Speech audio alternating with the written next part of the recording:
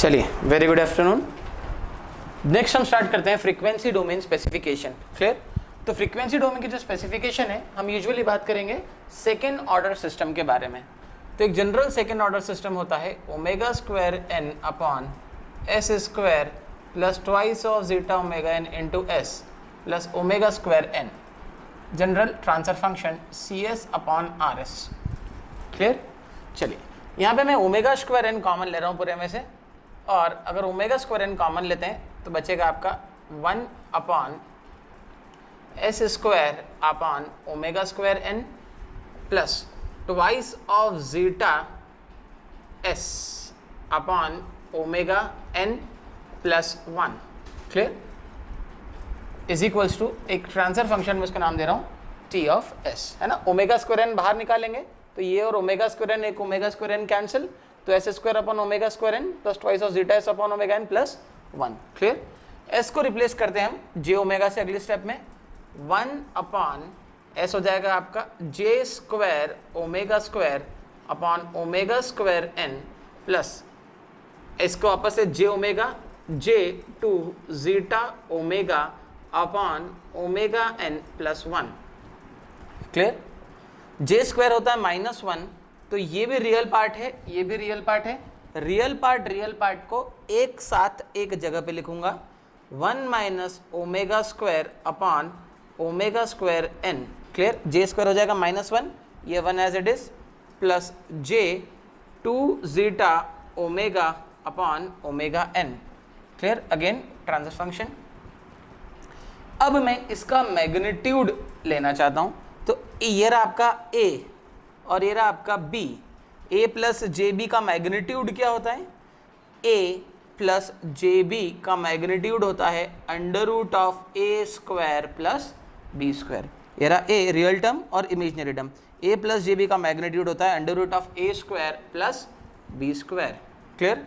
चलिए और आगे बढ़ता हूँ, मैं लिख रहा हूँ T S is equals to 1 upon इसका मैग्नीट्यूड हो जाएगा under root of A square, यानी कि 1 minus omega square upon omega square N का whole square plus B square, यानी कि 2 zeta omega upon omega N 2 zeta omega upon omega N का whole square. Clear? यहाँ पर मैं एक नई क्वांटिटी डिफाइन कर देता हूँ, बार बार ओमेगा अपॉन ओमेगा लिखना पड़ रहा है, तो ओमेगा अपॉन ओमेगा एन को मैं एक नया वेरिएबल यहाँ पर बोल देता हूँ। यहाँ पर इसको रिप्लेस कर देता हूँ मैं, ओमेगा अपॉन ओमेगा एन को मैं बोल देता हूँ U R. Clear? Omega upon omega N को मैं बोल रहा हूँ यू आर। क्लियर? तो मैं ओमेगा अपॉन ओमेगा एन को यू आर से अगर हम रिप्लेस करें तो होगा transfer function equal to 1 upon under root of 1 minus, clear, ये हो जाएगा आपका यू आर का स्क्वायर का whole square plus 2 zeta U R, 2 zeta U R का होल स्क्वायर। क्लियर? तो अगर मैं ट्रांसफर फंक्शन निकालना है टी ऑफ एस, तो ये उठ के ऊपर जाएगा, तो ये हो जाएगा 1 माइनस यू आर का स्क्वायर का भी whole square plus 2 zeta U R का होल स्क्वायर की पावर -1/2। नीचे अंडर रूट था, अंडर रूट उठ के ऊपर जाएगा तो क्या आ जाएगा? -1/2। क्लियर?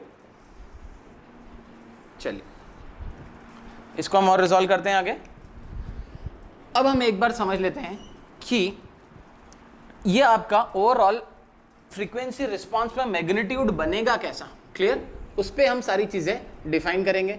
तो आप देख सकते हैं इसका ग्राफ कुछ इस तरीके से जाएगा, एक मिनट, इसका ग्राफ कुछ ऐसा जाएगा। क्लियर? ये आपका ओमेगा की एक्सिस है और ये मैग्नीट्यूड की एक्सिस है, फ्रीक्वेंसी डोमेन में सेकेंड ऑर्डर सिस्टम का ग्राफ। क्लियर? तो मैग्नीट्यूड एक्सिस पर कोई ना कोई पॉइंट एक लाई करेगा, फ्रीक्वेंसी एक्सिस पर कोई ना कोई एक पॉइंट लाई करेगा जिस फ्रीक्वेंसी पर मैग्नीट्यूड अपनी पीक वैल्यू पर होगा। इस फ्रीक्वेंसी को हम बोलते हैं resonant peak. Omega R is called as resonant peak. Clear? it is called as resonant peak. है ना, कोई ना कोई ऐसी फ्रीक्वेंसी होगी जिस फ्रीक्वेंसी पर आपका मैग्नीट्यूड पीक वैल्यू पर होगा, उस फ्रीक्वेंसी को हम बोलते हैं रेजोनेंट फ्रीक्वेंसी।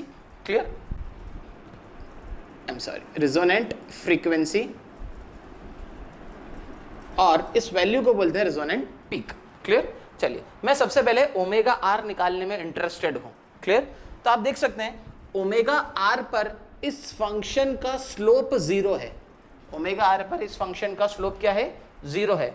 मतलब अगर मैं इस फंक्शन को डिफरेंशिएट कर दूंगा, क्लियर है, यू आर के रिस्पेक्ट में, और 0 से इक्वेट कर दूंगा, क्योंकि यू आर क्या था, ओमेगा अपॉन ओमेगा एन, तो ओमेगा किसी ना किसी फ्रीक्वेंसी पर ओमेगा आर होगा ही होगा, तो इसीलिए मैंने वहां पर आर सबस्क्रिप्ट डाल के रखा था, कुछ भी नहीं है, U R equals to omega R upon omega N. Clear, तो इस पूरे फंक्शन को मैं सबसे पहले डिफरेंशिएट करूंगा।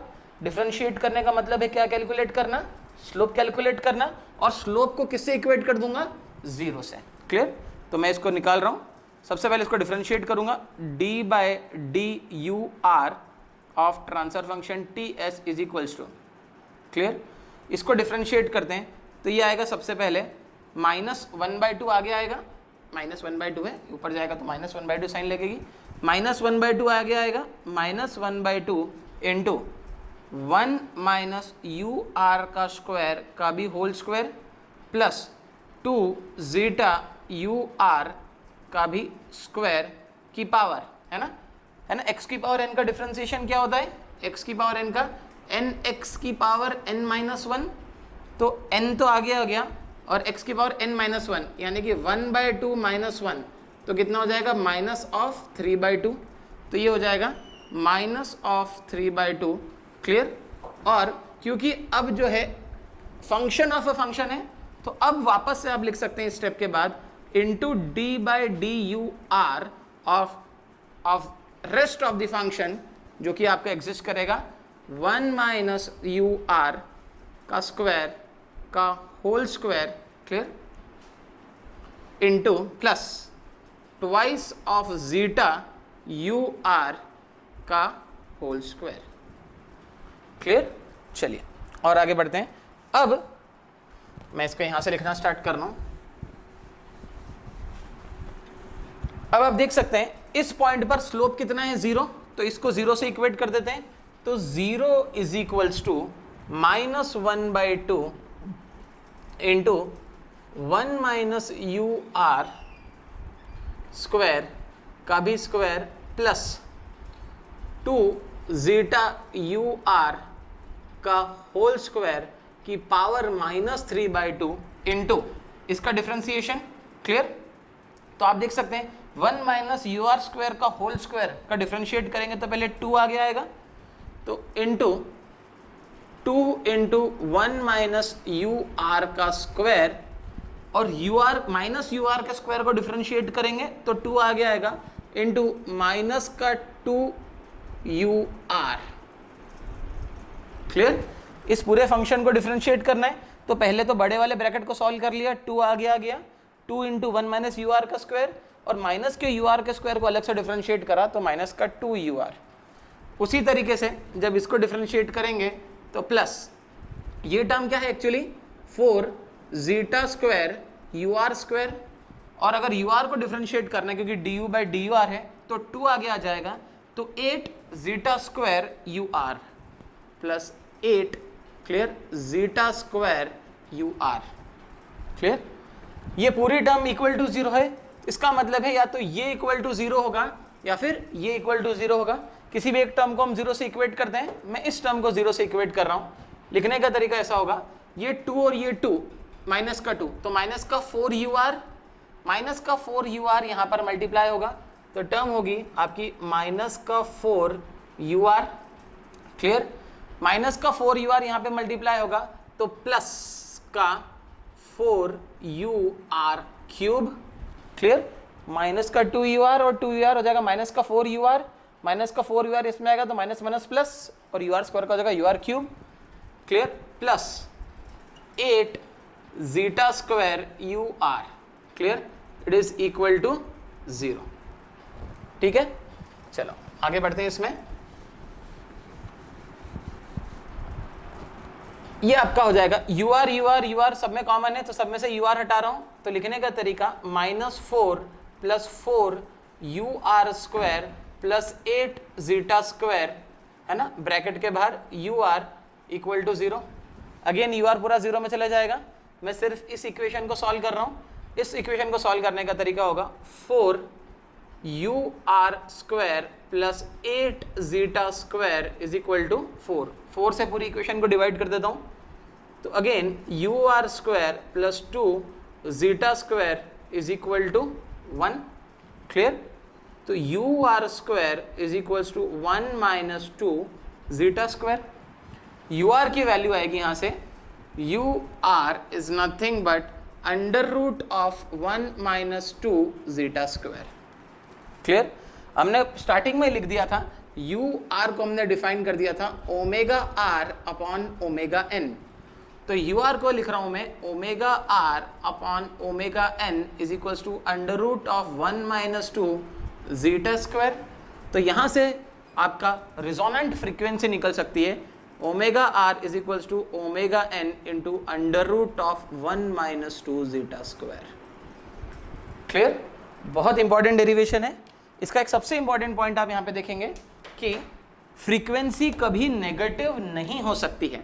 तो अंदर वाली टर्म हमेशा कैसी होगी? पॉजिटिव। कहने का मतलब है कि अंदर वाली टर्म को अगर पॉजिटिव होना है तो 2 ζ² की वैल्यू हमेशा 1 से छोटी होनी चाहिए। क्लियर?